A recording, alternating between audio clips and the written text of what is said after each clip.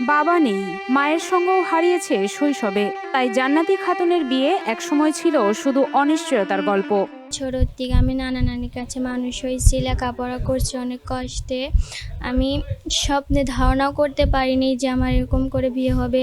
কিন্তু সিরাজগঞ্জের বেলকুচিতে একজন স্বেচ্ছাসেবীর উদ্যোগ আর অসংখ্য মানুষের ভালোবাসায় সেই গল্পই বদলে গেল এক আনন্দঘন আয়োজনে। জান্নাতে যার জন্মের পরে বাবাটা মারা যায়, পৃথিবীতে মনে হয় এর চাইতে আর কষ্ট হয় না। সামাজিক যোগাযোগ মাধ্যমের একটি পোস্ট ঘিরে দেশ বিদেশ থেকে আসে সহায়তা, আর শুরু হয় জান্নাতির নতুন জীবনের প্রস্তুতি। বোনের পাশে দাঁড়াতে পেরে সত্যি আমি গর্বিত। পাশাপাশি সবাই দোয়া করবেন জান্নাতে এবং তার স্বামী যেন সুখের সংসার করতে পারে। ধন্যবাদ, কৃতজ্ঞতা দেশ এবং দেশের বাইরে সেই সকল মানুষদের যারা জান্নাতির পাশে দাঁড়িয়েছিলেন। আমরা স্বেচ্ছাশ্রম দিয়েছি, আমি ভাই হিসেবে দায়িত্ব পালন করেছি।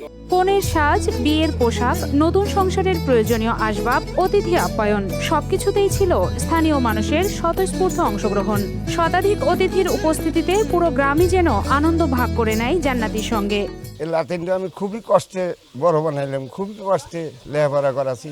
এখানে মামুন বিশ্বাস আপনারা প্লাস আপনারা সাথে থেকে এগুলো করিয়ে দিলে, তাছাড়া তো আমার সম্ভব ছিল না। মেয়ের জন্য অনেক লোকই হাত বাড়াইয়া কিছু দিছে, মামুন ভাইও আমাকে সহযোগিতা করছে, অনেক সহযোগিতা করছে। মামুন বিশ্বাস ভাই তাদের অবস্থানটা দেখে ফেসবুকে একটা পোস্ট করে, যার পরিপ্রেক্ষিতে 1 লাখ টাকার অনুদান আসে। সেই টাকা দিয়ে মূলত এই জমকালো বিয়ের আয়োজনটা করা হয়েছে। এতে এলাকাবাসী সহ তার নানা নানি এবং আমরা যারা স্বেচ্ছাসেবক হিসেবে কাজ করি তারা সবাই ভীষণ খুশি।